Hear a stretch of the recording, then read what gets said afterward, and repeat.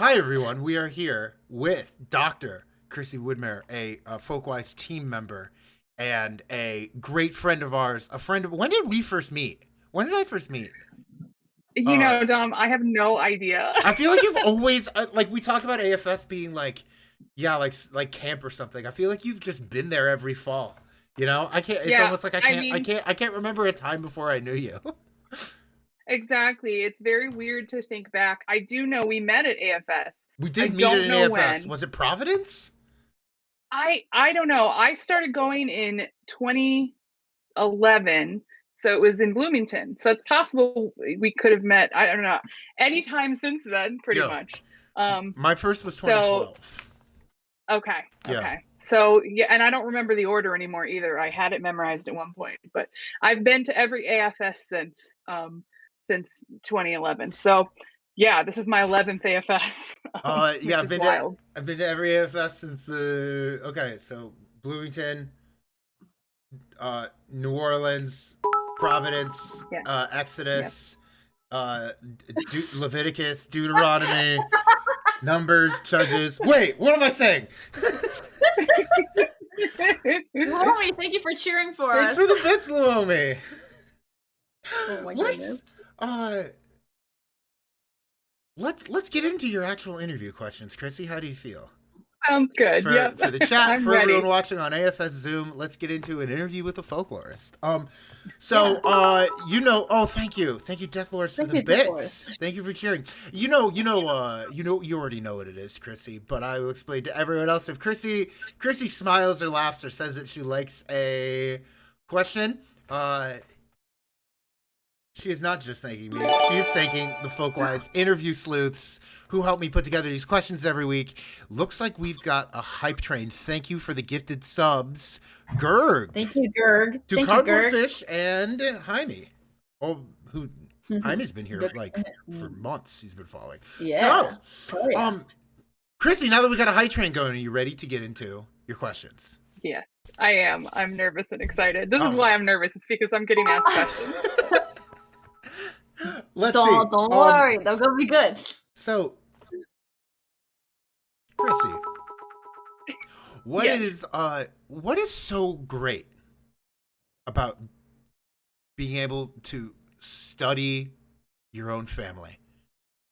Ooh, okay. A good question to start with. So, first of all, let me say I'm probably going to answer this multiple ways because That's why there we're are multiple starting. ways to answer this. So, I'll start by saying personally, it's really really fun to be working with your own family. If you have especially if you have good relationships with them, which in my case I do.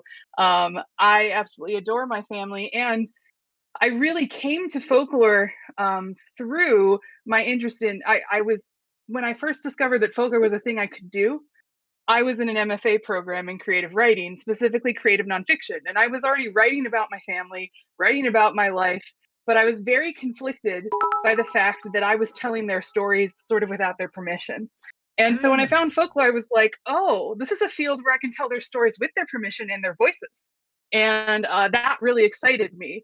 So for me, it was a good way to bridge my already existing interests in sharing family stories, but doing it in a way that felt a lot more ethical than what I was being trained in creative writing, where we sort of value the emotional truth over the like fact, and I always felt like that was a little bit deceiving in nonfiction to be calling it nonfiction, but it was, this thing that where the writer could make choices that changed the nature of the whole reality. So it was really exciting to me to find a field where I could tell those stories in a way that felt more ethical to me. So I came to this personally through that route, and family folklore felt like a natural fit. Plus, the folklore that was in my life at that time was all family folklore. I grew up listening to my grandmother tell stories, my grandma Jude, and her stories were really influential in my life. I was always in awe of her as a storyteller. She was also the type of person who I personally think she was a folklorist herself, because she would go around and talk to other people and get them to share their stories.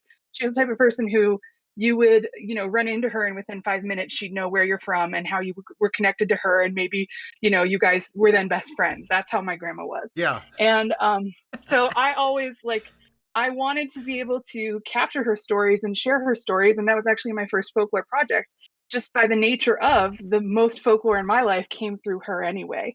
And it was telling family stories. Yeah. So my first folklore project ever was sharing my grandmother's stories and recording them right as she was drifting into dementia. And so it was a really important time to be capturing family stories. Absolutely. And that's one of the amazing pieces of family folklore. No one else, unless your family is well renowned for their folklore, is going to research your family's folklore. Like, you are the one who can do that.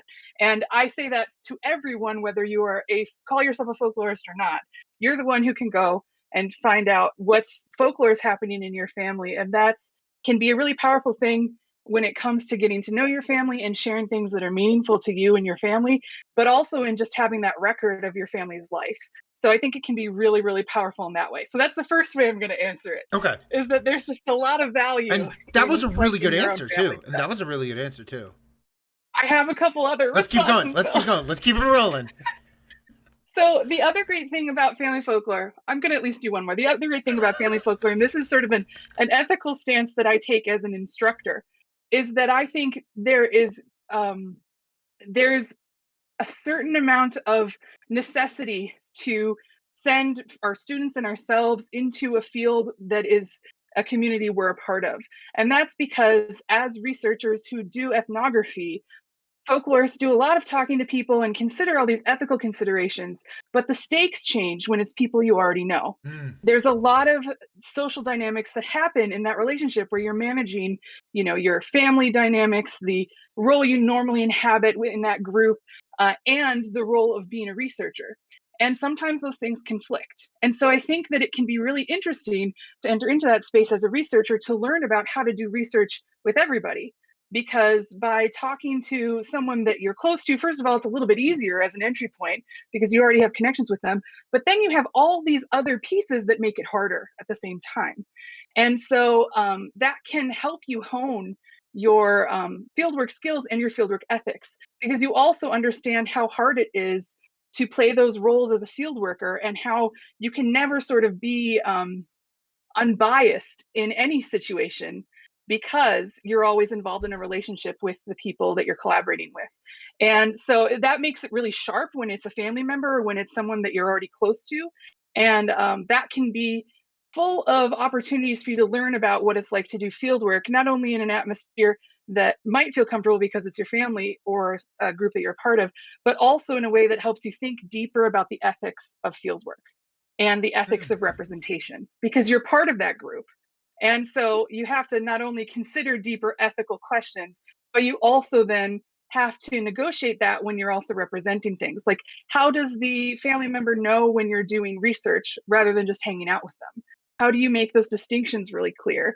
And then how do you handle that material when you're doing it with your own family or a group that you're a part of? You're going to think differently about that representation, and that's going to change the way you approach all the fieldwork you do from that point onward. So I always find it to be a really important step for my students and for myself to start there and really reflect on what it's like to do the kind of research we do everywhere in these spaces that are familiar to us, because it's going to heighten the way you then operate when you're in groups that you aren't a part of and you're entering for the first time. And you're going to have to think about those relationships much more deeply.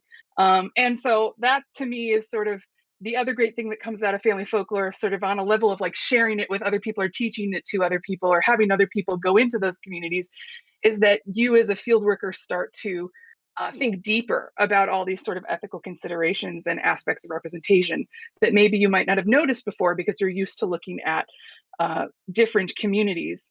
And that's another aspect of this that fits in this same answer, sort of, is that there is it's a great way for students to figure out that folklore is all around us and doesn't just exist in groups of others. And that is super important, especially in my case. When I was teaching throughout my PhD at the University of Wisconsin-Madison, I was working with a predominantly white classroom.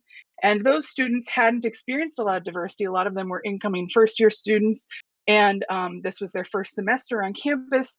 And so we would talk about what it meant to see folklore in your own community, to recognize that folklore doesn't just happen to others. And it's not something to be exoticized and looked at from that way.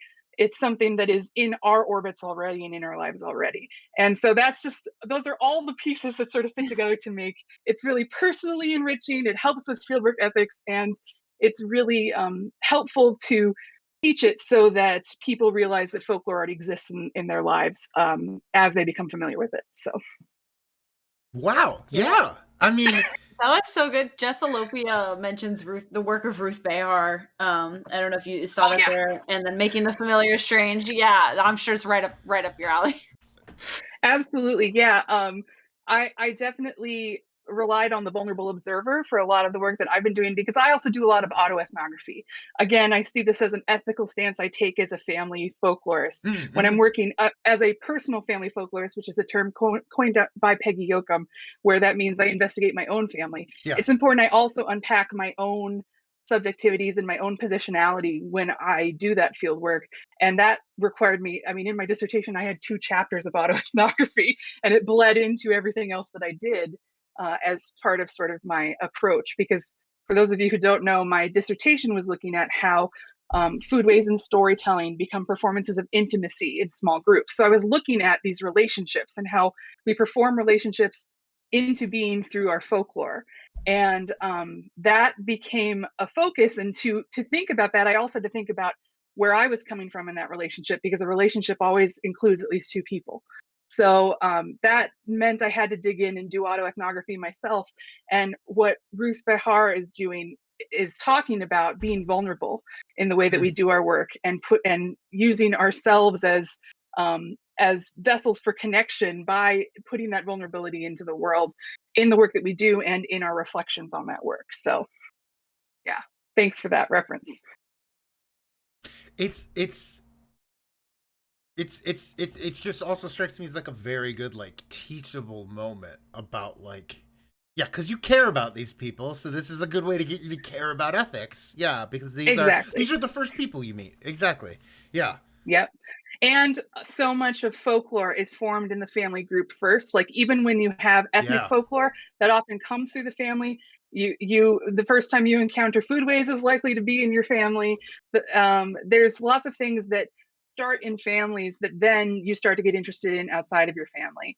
And so your attitudes towards folklore are shaped in your family to begin with.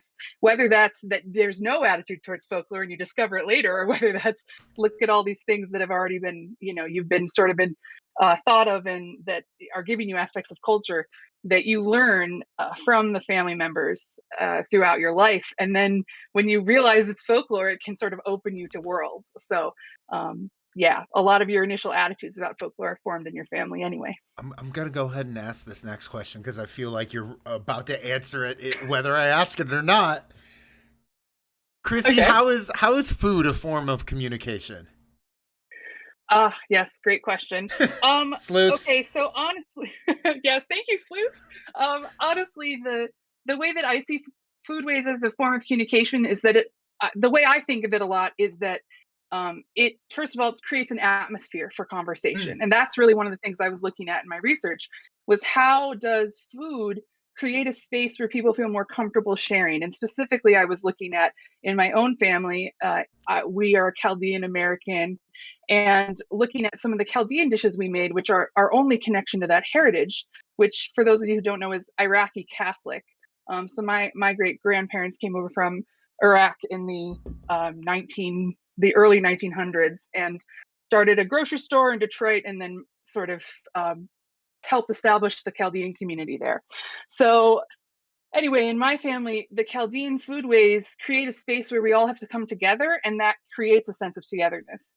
And so it creates an atmosphere where we often feel more comfortable sharing. It also becomes an entry point when you're another group that I worked with in my dissertation is called Sweet Potato Comfort Pie, and they're located in Golden Valley, Minnesota. And there they bake pies, sweet potato pies, and gift pies as a way to form connections in their communities, especially when addressing and healing from the pain of racial injustices. So they have what they call identity activities and conversations where you talk about your identities and stuff like that. That's all sort of brought in with making the pies, giving the pies, and giving the pies is both an act of care and a sort of expression of comfort. And so when it comes down to it, that facilitates communication and conversation around things that aren't just the food, right? By creating an opportunity for people to have discussions, and then inviting those discussions to continue through, telling the stories about getting a pie, or telling the stories about giving a pie, or telling the stories that they tell when they bring people together to bake the pies. That it creates an entry point to discuss those issues. So, which is really like, they're literally making it more palatable, and I love that I can use that pun.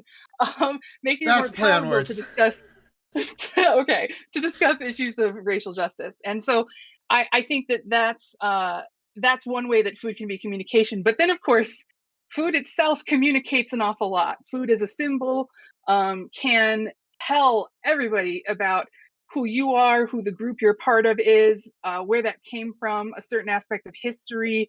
It's also your reaction to food will be telling about who you are and what you expect and what you know. It can tell you about nationality. It can tell you about heritage. It can tell you about family stories, family secrets, family preferences, or individual preferences that are being passed down. So there's just so much there that the food as symbol can do a lot of work, but so can the atmosphere created by food, creating an opportunity for more communication. What you You're so good at answering these. I'm gonna give everyone a peek. I'm gonna give everyone a peek behind the curtain. The way some of these questions we ask work. We'll ask a question and then we'll have bullet points of things we might need the guest to follow up on. But Chrissy's hitting all her bullet points perfectly. Here's one though. Here's one though. So what's kind of the intersection? Every one of them. I know you're so good at this. What are some of the intersections between like food communication and specifically feminism? Okay. Lots of them. So I think a lot about gender roles when it comes to food and foodways.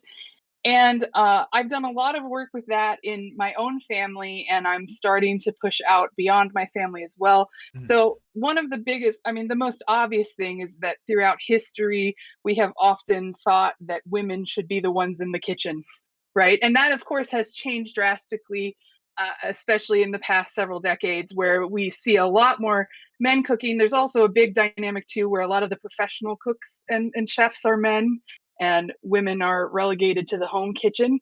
But Mm-hmm. that binary is getting blurred in a lot of different ways. So I don't want to stick to the binary too much, Sure. except to say that there's a lot that's happening with feminist foodways where they're specifically trying to challenge the idea that these spaces lack power, that kitchen spaces are places of oppression rather than sites of agency, and so starting to look at cooking spaces, especially when women are doing what is typically considered gendered work, um, it opens a whole door into the ways that um, food can become a system of empowerment. And so we see this, for Mm. instance, in the best and probably most historic example is women burning dinners for their husbands so that they don't have to cook.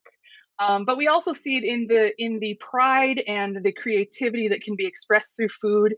And in some of my work, that has been really obvious. I did a whole project with my mother, and I don't know if she's watching, but if she is, where I looked at her engagement with some of our Chaldean foodways, and that Chaldean line comes through my father's side, so they're very much recipes that my father's family makes, and her sort of taking on one of those as an expression of love for my father, but also the power she took from cooking that for him, and having some agency in the recipe, and the power she has taken from cooking her whole life because it's a creative and act for her.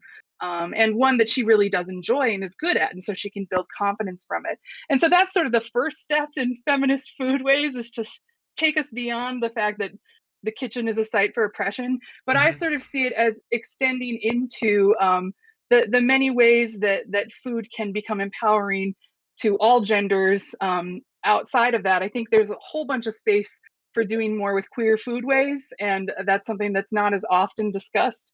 That sort of fits in line with the ways we're rethinking gender and gender roles in cooking, and Mm-hmm. also the opportunities that we have to sort of consider the power dynamics involved in cooking and the cool work that you can do with food. So I think we see that in the pie group, for instance, and how they're using the pie as a symbol for their activism around racial justice, because that pie is connected to um, an African American tradition that has been transplanted into this community through a Black woman who brought it specifically for that purpose. So we're starting to see, I think, that the aspect of sort of activism around food is taking us in interesting new directions, having to do with feminist agendas, but also other social justice agendas that can be really interesting openings for future research, honestly. And that for me also ties into, the aspect of care in food, which care does come out of sort of a feminist epistemology, the ethic of care and care theory, but it's spread through a lot of different fields. And I'm sort of looking at it in how food becomes a gesture of care and a mutual support tool in those ways. And that fits into this idea of taking that feminist line and drawing it forward into new and interesting expressions. So I don't know if I feel like that got away from me there. No. That took off in great ways. And actually, Okay. Daisy, I'm gonna ask Folk Crone's chat question right now, if you don't mind, because we're getting a couple questions in the chat. Oh, you're getting a lot of questions in we're chat. Reporting them. Yeah, but I'd like to ask like to ask this one right now, because it kind of paralleled with things you were saying in the story. So, or the story answer, you're a storyteller. In the answer, Folk Crone asks, "What's been your family's reaction to your writing?" Oh, okay. So they're incredibly supportive. Let me just say that my mother is a writer, and the whole family really understands what I'm doing. So they've responded very positively, but I will admit that I'm still in the process of sharing some of my research with them, where I haven't quite gotten to the point where I can do the reciprocal thing of let's have this process of going back and forth based on my representation. They have heard about it. They know sort of the conclusions that I've drawn. But overall, they've been both of my parents have said to me that this is my story to tell, which I know is, I started this interview by saying I don't like telling the story without their permission and without their voices. And the thing is they want me to. They're sort of just like, no, if you want to do it, go for it. It's yours. And I'm still negotiating that to some extent, because I don't fully want that responsibility without making sure that they're comfortable with what is produced. So I'm still working towards that full aspect of reciprocity in the research process with them. But in all the work I've done thus far, they've been incredibly supportive and inviting me to share those stories, in and giving me the power to do it, even when I don't want that power. So yeah. More chat questions later. Keep asking them. Also, if you think it's too long for the Twitch chat, you can also email them to folkwise13@gmail.com. But keep asking these questions. We will get to them with Chrissy tonight. They've been great so far. I can't wait to get to more of these chat questions. Thank you, chatters. You mentioned writing, Chrissy. This is kind of a pivot, but you have mentioned writing, and through you and your mom so far. How can creative writing inform the practice of ethnography? Ooh, okay. That's great. I'm glad you framed it as the practice of ethnography, because that's the part I can comment on. There are a lot of folklorists out there who do creative writing in different ways, and I am one of those people who stick to my creative nonfiction roots and use my creative writing in my portrayal of ethnography. And honestly, the answer I'm going to give is that a lot of this crosses into autoethnography, in the way that I do it, because I'm doing it from a creative nonfiction. I'm writing from the self, and that's how I'm incorporating creative writing into the work that I do. And so the way that I do it is actually a form of critical autoethnography, where I'm using it to go beyond just creative writing for description, and capturing my ethnographic experiences through using autoethnography to both describe and then to analyze. So that means a lot of reflection and a reflective voice that goes beyond just making sure I am doing the sort of evocative autoethnography that is mostly just trying to evoke the feeling of that moment. I'm then taking it one step further by adding the sort of theorizing that comes along with that, I guess. But I'll also say that lots of people who who embrace creative writing in their ethnographic process, embrace it in their field notes. So for those of you who don't do ethnographic interviews, when we go into the field and we do these interviews, or when we observe something like, a festival or an event or a performance, a good fieldwork practice is to then go home and write your field notes. And those field notes can be beautiful, creatively written documents that then can be easily incorporated into the things we write about our fieldwork. And honestly, I think that if we can borrow more from like creative nonfiction and that type of writing, it gets people into the right kind of reflective mode that allows them to do the reflexivity that we sort of have started to ask for as an ethical consideration in folklore, to make sure that we are acknowledging our positionality and our role in this, and also our biases in interpreting folklore. So that's a really easy way that writing can fit in, is starting to approach field notes and the sort of documentation we make around our ethnographic experiences as a form of creative writing in themselves that serves that purpose, as well as just capturing the scene. It also starts to work on your reflections of the experience, which is what good field notes should do anyway. But you can end up writing something beautiful, and we've seen these come into books and be pulled into people's products that come out of their fieldwork. And I think it's really exciting to see the way that people are incorporating creative writing and that reflective voice that can come out of and is attached to creative writing into the ethnographic products they've been producing. So that is not where I thought that answer was going to go, but as someone who has done a lot of ethnography, it was the perfect answer. I just wanted to point out that Gerg23 in the chat says, "Oh my god, I want a reading group where we read fiction and talk about how we can model it in ethnography, and Chrissy can lead it, aka it's the Chrissy fan club." That's the delightful thing, but let me just point to the fact that people who've been looking at their own folk groups have been doing this type of writing, like Zorniel Hursted. Yeah. Perfect example of someone who took the creative writing voice and put that into her ethnographic products. And that's one of the things that makes her work so compelling, is that she can write it in those ways. And that includes not only her folklore work, but also her fiction, So there's a lot of, I could make a list for you of all the people doing this. And there's a lot of people in nonfiction who are basically doing ethnography, but would never call it that, because it's just, it just fits into their creative nonfiction. So yeah, I think that would be fun. We should legit do a reading group. It would be a lot of fun. I think we'd all enjoy that. So.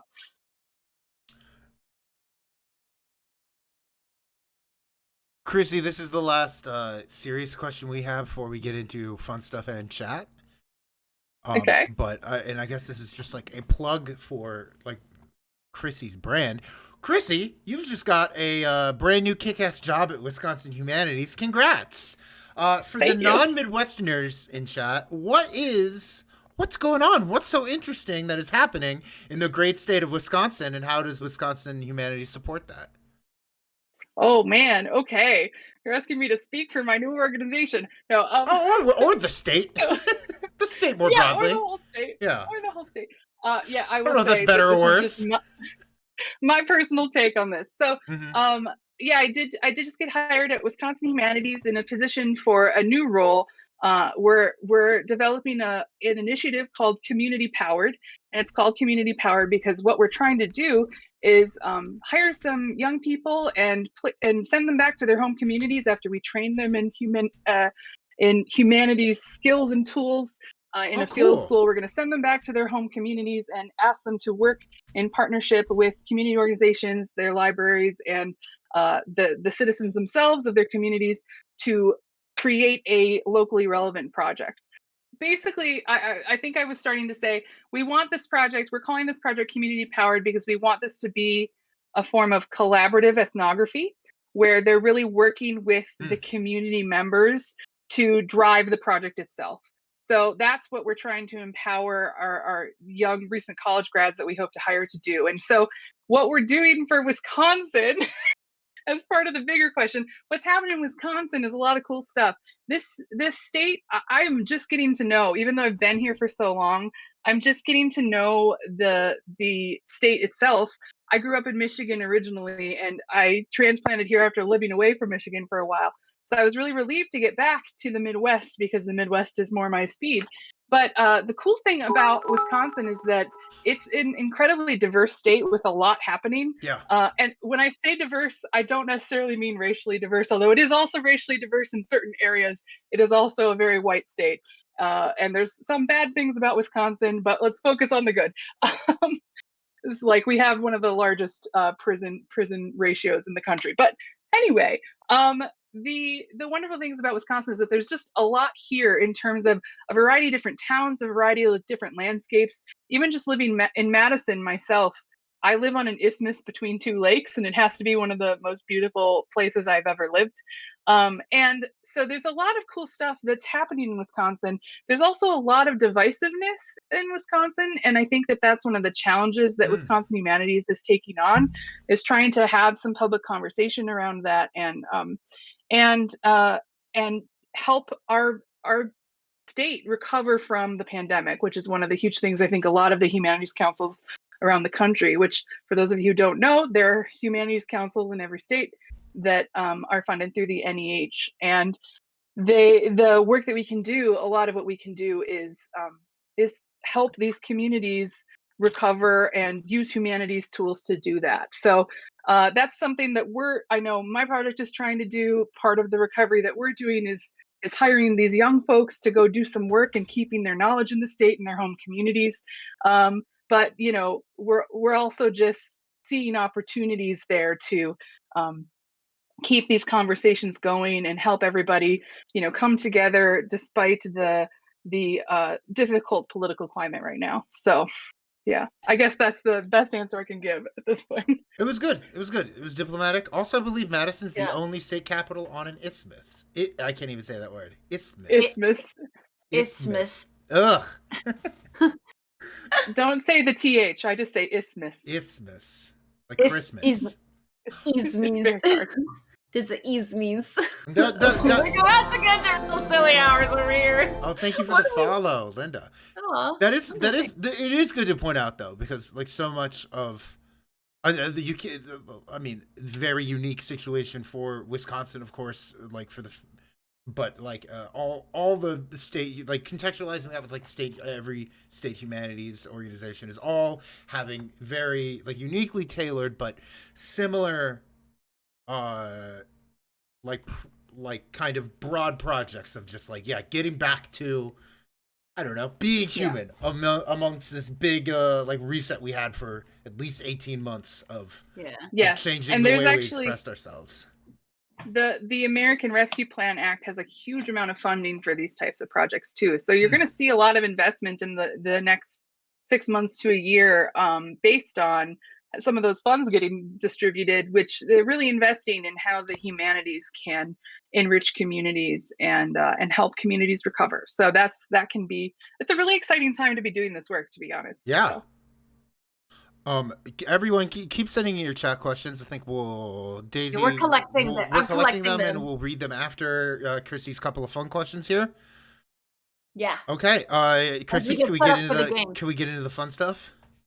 Yeah. All right. Chrissy, here's a quote you said in our group chat that I want you to extrapolate a little on. I am so delighted by. Hold on. I am so delighted by the idea that anywhere could actually be Flavortown, because I think it's a mystical, magical place that Guy has created as a type of utopia, and that everyone is every day searching for something like El Dorado. So, can you say more about your conceptualization of Flavortown as an El Dorado that we are searching for? Okay.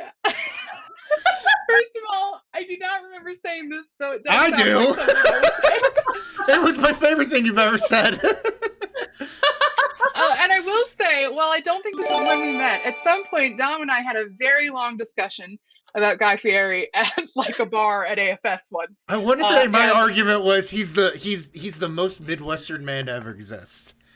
Okay, yeah, I don't remember for sure, but I just know that it happened. Great Ohioan. Oh my god. So what I'll say, I mean, I truly do believe that I think this probably came up in the context of where is Flavortown? Yes. And there is no where. Flavortown is an ideal that exists in all of us.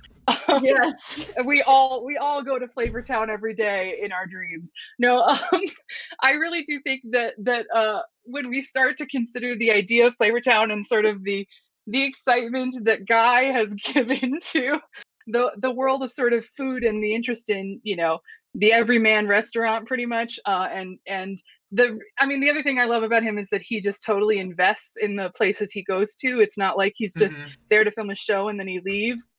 Which is something that is very folkloric to do, to invest in the community and not just have this fleeting engagement with them. So I think that he creates this image of the fact that Flavortown can be anywhere and that we can own the spaces we have and celebrate them in that way in our own backyards and our own, you know, dives and diners. Yeah. So yeah, I guess that's the most I could say about that is the idea. I will endorse my own comment that it's a utopia and a imagined place that reaffirms our local cultures and local communities. So, You know, yeah. I always try not to laugh out loud when I read chat, but thanks, Luomi, you did it. I laughed out loud at yes, Virginia, there is a Flavortown. That was powerful energy. This next question I want to talk about, we already kind of addressed it a little bit. Only a little bit. Only a little bit, but I think we might have to contextualize this for the people who don't know. But that is to say, so today, did the pug have bones? Oh, okay. Did the pug have bones today? No, it's a no bones day. This is a no bones day. Yeah, tell that to the audio on the music track on the game. Yeah. Or my audio blipping out. Or your audio, but the pug had no bones. There was a no bones day. Let me explain bones day. Should we cut over to another episode of Folkwise Live Reacts so we can show the chat this video? I think we need to show the chat the video. All right. Tell us a little bit more about this and like how do you apply it to your own life? What is the application of this? First I think we should we show everyone what we mean by does the pug have bones? This is something Chrissy introduced me to that right before it blew up across the internet. So, first things first. This is what we are talking about when we ask, did the pug have bones today? Welcome back to yet another round of No Bones, the game where we find out if my 13-year-old pug woke up with bones. And as a result, we find out what kind of day we're going to have. Now, this could go either way. Noodle went on a very sprightly walk last night. So he could be tired from that, he could be totally tired from that, or he could still be feeling jazzed from it. Oh, and he's feeling jazzed. Look at those bones. Oh yeah, lie down. Oh my gosh, we don't need him to use them. We just need to know they're there. Okay, it's a bones day on a Monday, you guys. This is so exciting. You know what to do. You've got to treat yourself today. The Japanese fried chicken you were going to order for lunch. Get the curry to dip it in. All those festive gourds, buy them. Yeah. That raise you deserve but haven't asked for yet, you totally deserve it. Ask for it. You got to treat yourself today. Oh my god. So as Daisy was alluding to earlier, this is a very subjective sort of process in applying what the sort of augury on the bones means to your day.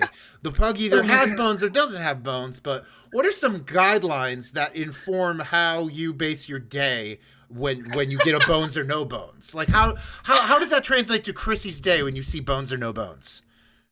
I'm going to let you down a little bit because the truth is I don't take it to heart fully because I am delighted whether this pug has bones or does not have bones. You just wanted to see if Noodle can stand. Yeah. So this pug, Noodle, is 13 years old. And his owner, whose name is Jonathan, has been posting these videos. I don't know how long he's been doing it. I caught on to it a couple weeks ago. And yeah, it was literally right as it was becoming like viral. And basically there are some days when he lifts up Noodle the Pug Noodle the Pug just chooses to flop back down, and I think it's the most hilarious thing I've ever seen. um, because this is the cutest dog, and Noodle always has his little tongue out, and there's just so much that I appreciate about it. Gosh. So I'm usually immediately delighted every time I see a video with Noodle in it, or I see whether Noodle has bones or does not have bones. And while I find it very amusing to think about whether it's a bones day or no bones day and what happens in my day, I don't let it dictate my mood, because every time that Noodle even has no bones, there's still like, it's uplifting, because the way that Jonathan usually interprets it is like, take it easy today, maybe don't do that thing that you were worried about, you can be a little lazy, and that's what sort of everyone's taking to heart. So in the viral sort of like memifying of this, lots of people are making TikTok videos where they're like, what do you mean I have to be at work today? The pug had no bones. Yeah. I don't have to come to work. Oh my and stuff like or that. the one I saw was like, all right, everyone. The pug had bones. John Deere is on strike. Let's go. Yeah, so there's just so many different ways, but the internet has really embraced it as like, if it's a no bones day, you get to chill out and relax and give yourself a break, and if it's a bones day, you get to treat yourself. And both of those are very affirming, positive things. Sure. So the way I approach it is, I'm just happy no matter what Noodle does in the morning, and then afterwards I might reflect and go, oh, it was a no bones day, and that's why we had audio issues. But for the most part, I just embrace the day, keeping in mind that no matter what I end up with, Noodle has sanctioned it. So yeah. Let me just stop sharing screen real quick. Wow, There's I gonna be a love thing that. over your face. Okay, we're back. Yeah. Thank you for your osteo consultation there. Yeah, next Gerg 23 mentions next AFS, someone's got to do a paper on the bones. Yeah, someone's got to do a like paper on Noodle. prophecy and prediction. And yeah. The fairy tellers, I can't prove why I think this is Katrina and not Jeff. Maybe because this is sagely and not and not like a fun quip. But the fairy teller says, I will never forget my first bones day. You never do, the fairy tellers. You never forget that first day you see like the brief 2 seconds of standing. It's incredible. Yeah, and I'll also just say we had 2 bones days in a row this weekend. I think it was Friday to Saturday, and then Sunday was a no bones, and then Monday was a bones, and then today was a no bones. So, it's exciting when there's multiple bones days in a row. You can feel really awesome during that. That's pretty good. Yeah. Chrissy, you are the best person I know when it comes to writing letters. What appeals nice. to you about letter writing as a medium? Okay, so I will admit that part of what appeals to me is that I have pretty fancy pens, and I like writing with them. I use fountain pens with ink and everything. Yeah. So that's one of the reasons I love writing letters, is because I really like the tactile and aesthetic experience of writing letters. That works. But it's also that, like, I don't know, I feel like there's very few opportunities for me to just tell people how much I love them, and that's what I use letters and like postcards and like stuff like that I send people. I tend not to emote that way when it's, well, okay, that's a lie. I all the time tell people how much I love them, but it feels extra special to me when I send it in the mail, and I love the idea of people getting a surprise, like not knowing it's coming. Although sometimes I can't hold back, and I'm like, expect a letter from me. Yeah, I really like, for me, it comes out of also like the joy that I get from receiving mail. I want others to feel that joy. Yeah. So I take a lot of pleasure from sending them myself, and knowing that someone's going to get a bit of joy in their day when it reaches them. So that's probably why I started it, is it just makes me really happy to do it. And yeah, I put a lot of like love into the letter itself. And it's where I express all the feelings that I sometimes don't say out loud, but like I just said, I often say them out loud anyway. Yeah, and when it comes to writing letters, it's just like, make it what you want it to be. It's really fun. Yeah. And that's I like being able to send like little stickers and stuff, like whatever I can put in a card, or like use my fancy stationery. Or I also have started making my own like digital drawings that I then put on cards. That's something I do for my holiday card every year. If anyone wants to receive a holiday card from me, I make them myself. And again, it's just like I take a lot of joy out of the process of making them and knowing that someone's going to receive it and feel happiness. So that's really what it comes from. Yeah. Good. Yeah, absolutely. I mean, find the medium that works that makes you like how do I put it, that you would want to receive, and then also like makes you happy. I feel like yeah, good insight. It was good insight. Yeah, thanks. I've one last question for you, Chrissy. Okay. You're not a big sports fan. Correct. But you do have a favorite coach, and his name is Ted Lasso. What is it about the show Ted Lasso that transgresses beyond like the genre of sports show? Oh gosh. Oh wow. Okay. I was just complaining the other day to the fact that none of my friends watch Ted Lasso, and all I want to do is talk about Ted Lasso. Here you go. I'm delighted. It's here, and Ted Lasso time is now. Okay, so for those of you who don't know Ted Lasso, it's a show on Apple, whatever, Apple Plus, Apple TV, whatever they call it. And it's Jason Sudeikis and a bunch of other amazing people. And the premise is that an American football coach, played by Jason Sudeikis, goes to coach football, the soccer version, in Britain, like actual football, right? So it's this story of this guy, and Coach Lasso is the most positive person, to the point where it's kind of toxic that he's positive. But I started watching the show in the middle of the pandemic at the suggestion of, I believe, my mother. Another shout out to my mom. My parents had watched it and they said, "You will love this." And I was like, okay. I mean, I don't really whatever with sports, but sure. And I started watching it and I watched it all. I watched eight or 9 episodes or something in a row, without stopping. And every single aspect of it brought me pure joy and delight. And it's because of this, like, when you ask about how does it defy the genre, it's because it's showing you not only a view of a like ideal of positivity and the way that people can be optimistic, which made me very happy in the midst of the pandemic, but also it's presenting a view of masculinity that is not toxic. And that to me is what really appealed.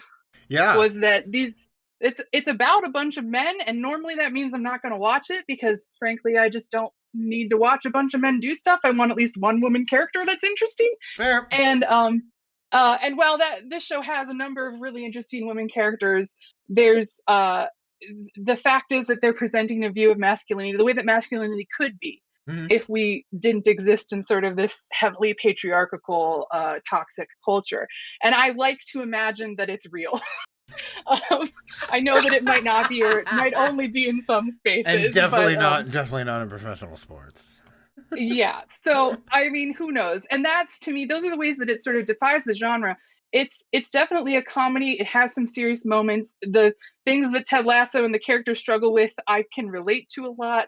Sometimes there are things that they literally, I feel like they just pulled it out of my brain. There was a whole plot line that involved the Never Gonna Give You Up, the Rick Astley song. And I will just say that it is a song that brings me immense joy. And so I was delighted when it appeared in the show, and I won't give any spoilers other than that.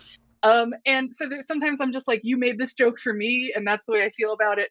So it's not only my type of humor, but it's also just sort of, it feels uplifting, not only because sports often feel uplifting because there's something being achieved. Often the uplifting part is separate from the sports success, which is fascinating to me too.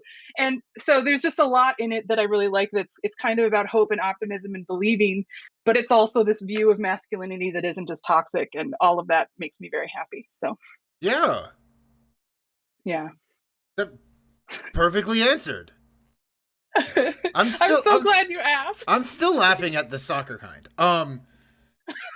Daisy, before we get into Chrissy's game, we got lots of chat questions. I know. Jessalopia I gotta say, just went off and asked, like, I don't know, 6 questions, some of which we kind of answered and some of which we haven't yet. Are you ready for some serious love from chatter Jessalopia? Yes, I am. Okay. Have you found communal cooking to be as important as communal eating commensality? Yes. Yes. Okay. So most of my research actually looks at cooking together, because all the foods that my family makes that are Chaldean foods are things you make in assembly lines and take a really long time. And so most of what we do is have that togetherness when we are cooking together. And frankly, not to say that sitting around a table and eating can't also bring that connection, but I honestly feel like the most intense connections I've made have been in the process of cooking.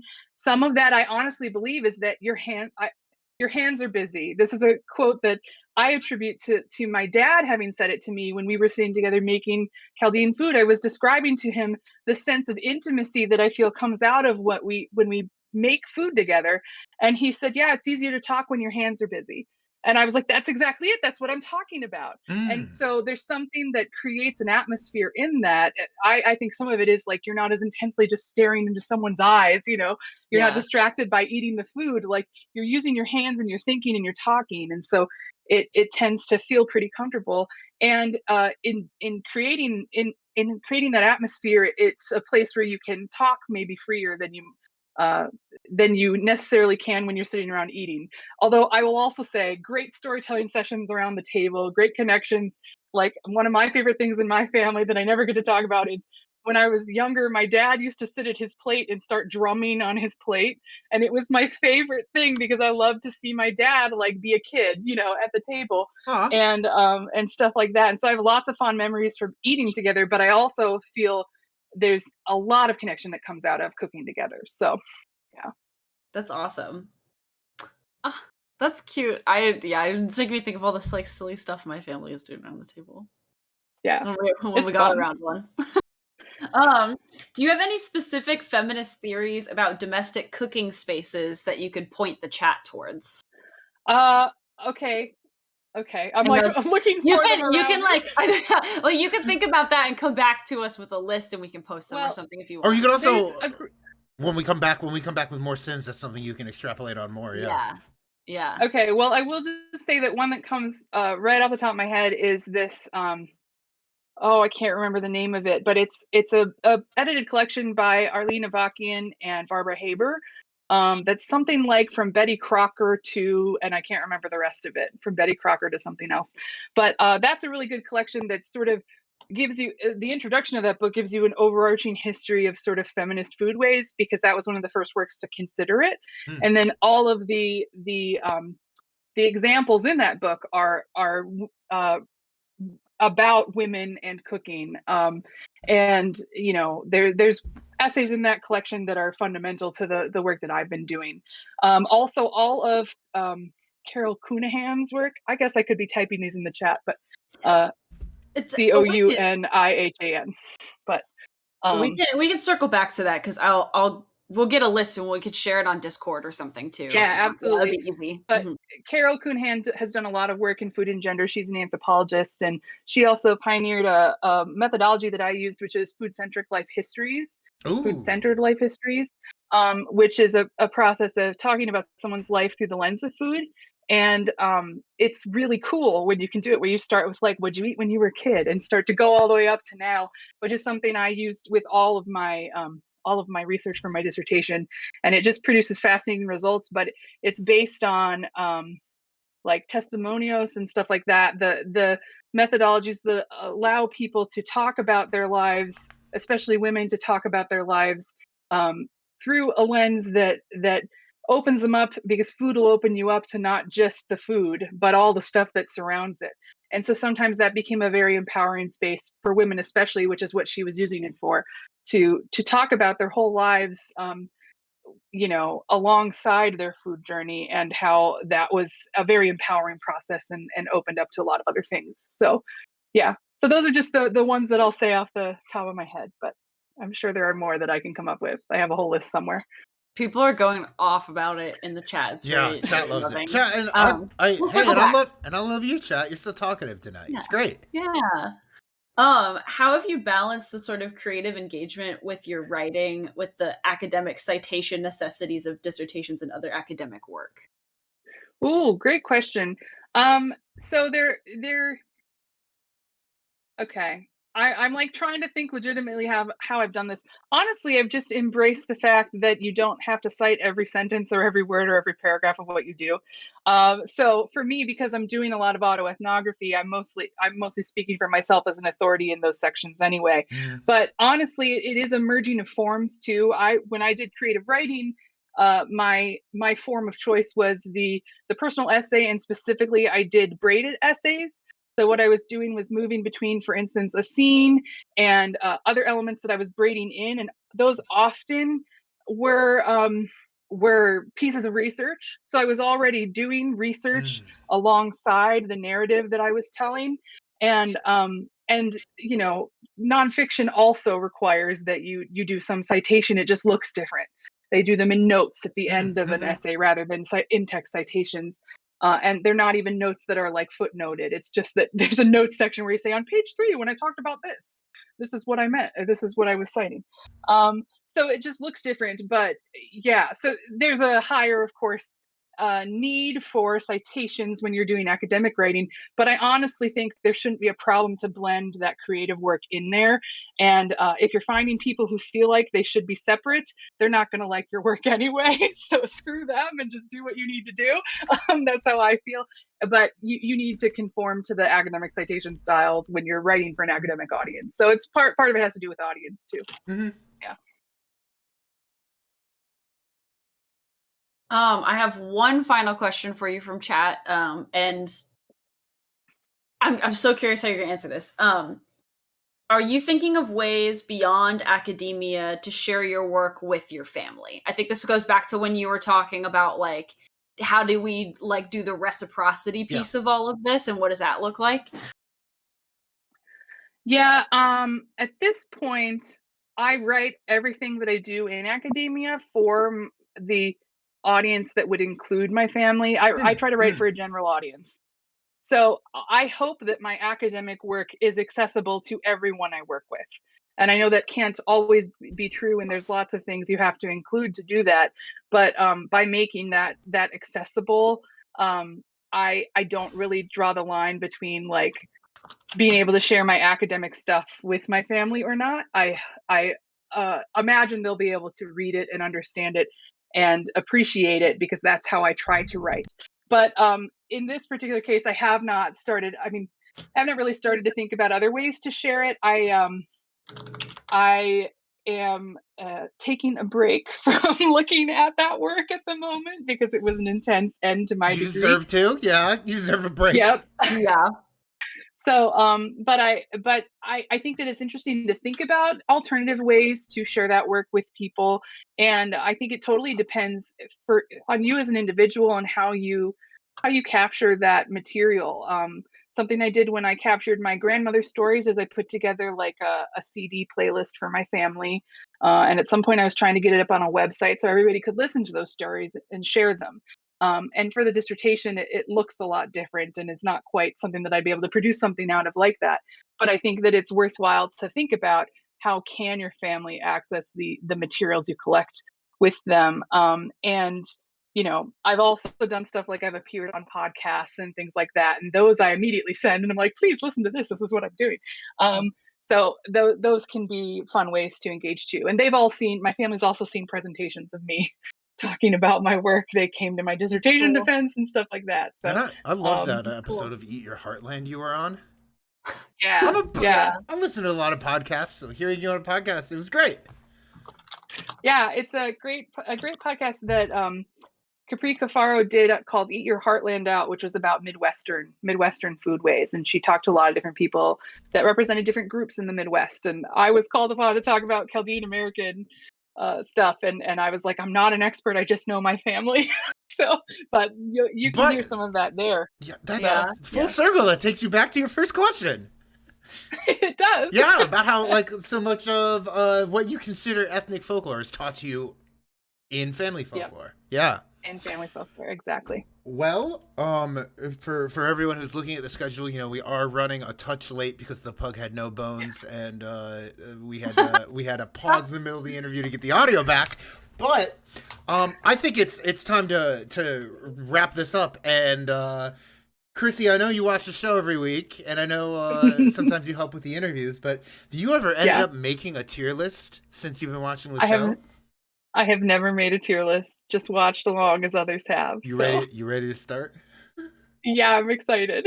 Daisy, can you explain while I pull it up, while I share screen, can you explain can you do the tier list spiel this week? Can do the tier list thing? Yeah, I can definitely do the tier list thing. So for those of you who watch our show, we usually do an interview, and at the end of the interview, it's kind of like coming back from after the break on Jimmy Fallon, where we do like a fun little game with the special guests that we have. And it's typically a tier list, although sometimes it's make a Spotify playlist. Sometimes it's a this or that, that sort of thing. And today we are going to make a tier list, which is a sort of fad that's very popular on Twitch right now, in which you rank things on a scale from S to D, S being the best or superior. I'm like 90% sure. D being the worst. And today, we're going to have Chrissy rank cookies from all around the world. Cookies all over the world, a kind of Easter egg, like the Once and Future Folkwise project. But yes, exactly. We're gonna review some cookies. Chrissy, are you ready to review cookies? I am. I'm very excited. I love cookies. I'm very excited too. We're gonna start you off with a sugar cookie. Ah, okay. Just a basic sugar cookie. Basic sugar cookie. Oh, wow. Gosh, how do you rank these without having others to? Okay, I have to look at what's on the list. I think. Okay, so here's the thing you have to know about me and my taste. Mm-hmm. I tend to like plain things a lot, and that doesn't mean I don't like things that aren't plain. But I actually really, really enjoy just like straight up sugar, for instance, like a sugar cookie. Mm-hmm. But I think this is probably A level for me. Okay, so sugar cookies, starting it off in A. Yeah, that's I might move them down as we go. We'll see, but yeah. Next up, we have an Oreo. An Oreo. Okay. So Oreos, I have a firm preference for mint Oreos over regular Oreos, and that's because mint Oreos free. I do too. Free. They're so good. Yeah. My mom used to make, and I haven't had this cake in a while, but I'm not home for all the family birthdays. My mom used to make a birthday cake that was like crushed up Oreo crust and then mint chocolate chip ice cream and then hot fudge on top, and that's all it was. It was a very simple cake to make. But we would request it every birthday. Like she made it once and was just like an easy cake for my kid's birthday. And then we were like, that's the cake. That's the only cake we're eating for the rest of our lives. Yeah. So because of that, I associate Oreos with the mint chocolate chip, and that's what I want. Anyway, a traditional Oreo is probably like a C for me. A C. Okay. Yeah. And it's because I don't quite again, I'm a person who likes sweets. I love the cream. I don't love the cookie. Interesting. Okay.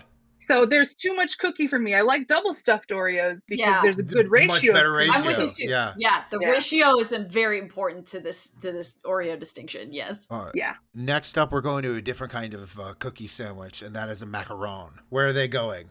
Oh, geez. Oh, okay. It's funny because I didn't have these until very late in life. Like maybe after I'd already started watching Great British Bake Off, like I hadn't had a macaron before that. I watch a lot of cooking shows, and so when I first was introduced, I was like, "What the hell are these?" Because I just had never had one. My sister makes really, really good ones. Let me just say that.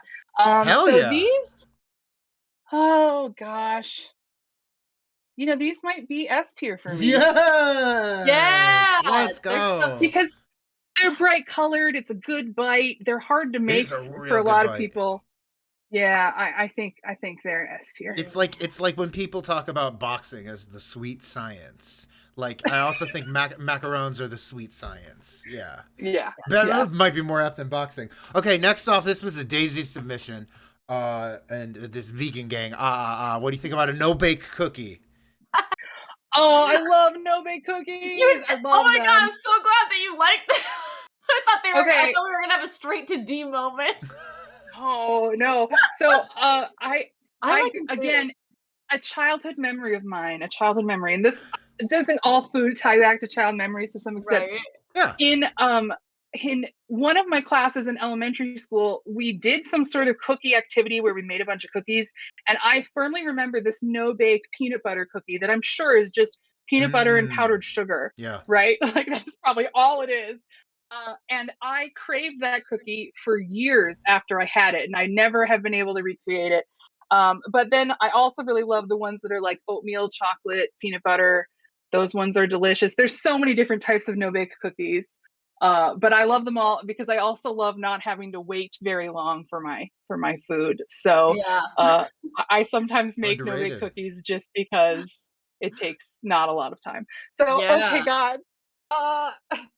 For different reasons, I believe these are S tier. No, they I think top of they're S or below bottom of macarons. S? Top of S or bottom S? They're below the macarons. Okay. Yeah, so- Very good. Next up, special guest sleuth Jared needed to know your opinion on these next two. First up is oatmeal raisin.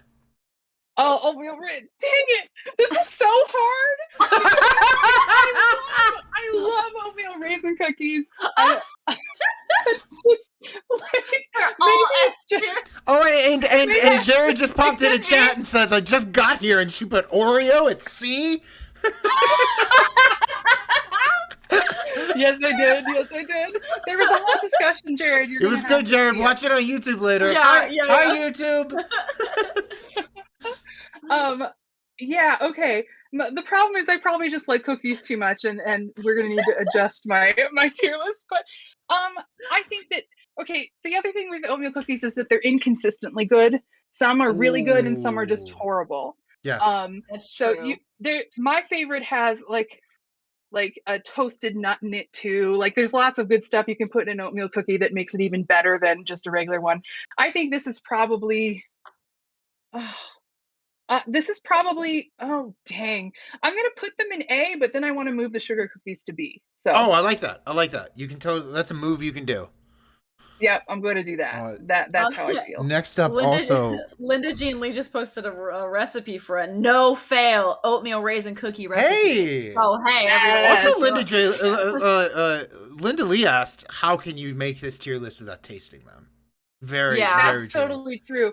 But here's the thing: we should also create a Folkwise cookbook. So just keep those. We're into this. Next up, also from Jared, representing Wisconsin Humanities, it's the cranberry cookie. I legit don't know if I've had a cranberry cookie. Oh well, the state dessert of Wisconsin, I believe. But we can leave it. We can leave it down here. And you can put that to your to-do list. That the cranberry cookie. Yeah. Well, I'll also hazard a guess that I'm not going to like it because it's going to be chewy. But that's something that I would say. But we don't have to put it on the list. I feel like he was trying to get a D out of here. But I'll move to a cookie. Well, yeah. I will move to a cookie that I know you can rank because I have mailed them to you. The Yes, Maryland classic burger cookie. Where do you put the burger cookie? Maryland's favorite. They're so good. I'm sorry, but like I was not expecting these to be as good as they were. So good. Dom sent them to me over my December trip to Michigan last year, and I was like, oh my god, these are the best thing I've ever had. I'm not sure where to put them. Okay, what do we have up there? I'm gonna put them at the top of A. I respect that. Yeah. Because they're not quite as good to me as the others, but they're still really, really good. Yeah. Shout out, we've got Kalecha. Ooh, legit. Okay, Kalecha.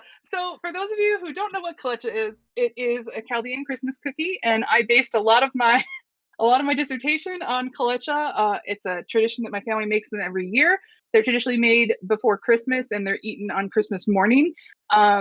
and then also by some Chaldeans, they're made before Easter. But my family makes them before Christmas. They take a lot of skill. They're basically a half moon cookie that's a spiced dough filled with, we use sugar walnuts, but they can also be dates. And then you crimp them closed and then bake them.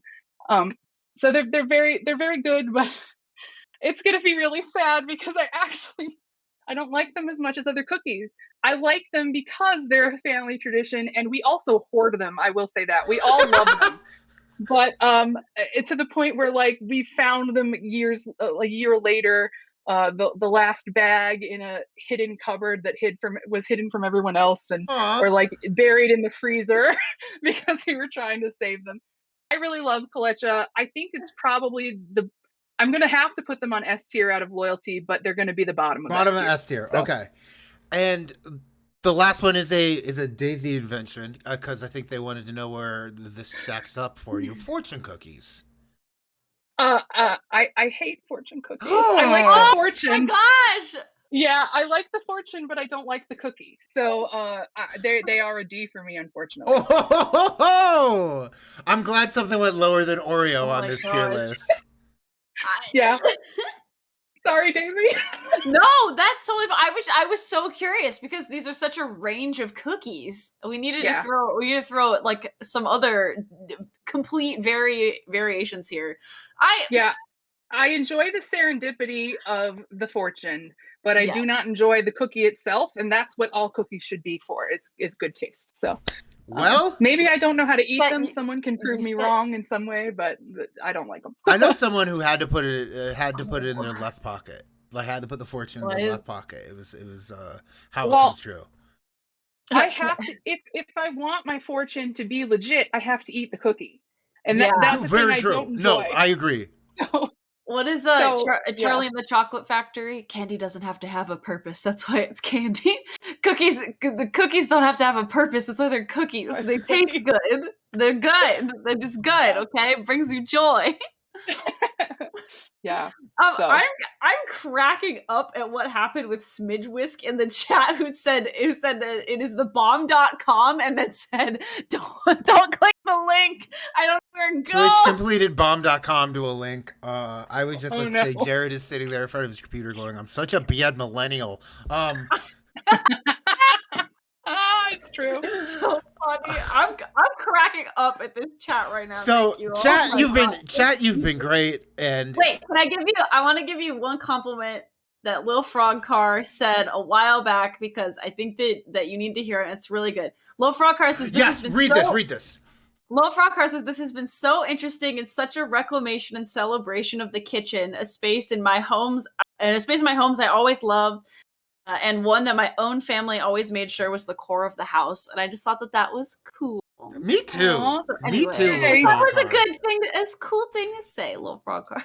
Oh, I just wanted to say chat has been so talkative and so great tonight. You've been such a great chat. Keep it up. We'll be back for another couple hours. But you do have a cookie tier list that goes from macaron to fortune cookie on the sweet, sweet science of the bite. Which... Yeah. Fortune cookies don't have. You were talking about the bite. Fortune cookies don't have the bite. Yeah, they've got gimmicks but no bite. I already see GGC. Getting into it. But people, ladders in chat if you got it. I know there were a lot of gift subs flying around, so I know you got ladders now. Ladders in chat. If you don't, GG for Chrissy. Chrissy, you have anything else you're trying to plug before we go to break?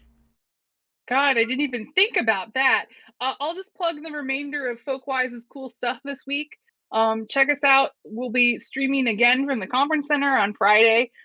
So please watch that show. That's going to be AFS centric. And if you're going to the conference in Harrisburg, you can also check out the game room on Saturday night. That'll be really fun. Last but not least, check out our merch, because we have some sweet merch that some of it Chrissy drew. Yeah, I'm the artist of some of it. Chrissy drew my horse. I did draw Ostension. I should have pulled those out. I have prints of Ostension sitting around, but yeah. So check out our merch. It's cool stuff, and we'd love for you to be repping Folkwise. Can I plug a Chrissy? Can I plug a Chrissy print? I don't know. This isn't Yes. merch. This isn't merch. I think it's just a cool thing you sent me. May I? Yeah. Yes, you may. This comes from our first episode of the show when we played Among Us. What are you gonna do? What are you gonna do about it, Boy Scout? Which is something Carrie yelled at Jared when they both wrongfully accused each other. And this is a was Chrissy really good. original. What are you gonna do about Yes. it, Boy Scout? Yes, I do lino cut prints for those of you who want to know the medium. It's Yeah. a lino cut with ink on I don't even remember what paper that is. Some kind of nice paper. Yes. Mulberry Well, probably. But Chrissy, thank you so much for being our, Thank you so much, our Chrissy. formal guest on the show this week. This has been so much fun. And friends, don't go away. We are going to take just about a 10-minute break. We'll try to keep it on point because we are running a little bit behind. And we are going to be back. Yeah, we're going to be back. I'm going to say hello to all the AFS folks again, just for those who are joining us late. And then Chrissy and the wonderful Dr. Gina Jorgensen will be joining us for more Sims talk. And I don't know, we might have a couple questions up our sleeves to talk to like-minded folklorists about. I don't know, we'll see. So stay tuned. We're going to cut to break for 10 minutes. Don't leave. You can just leave the browser open and come back, and we'll see you soon.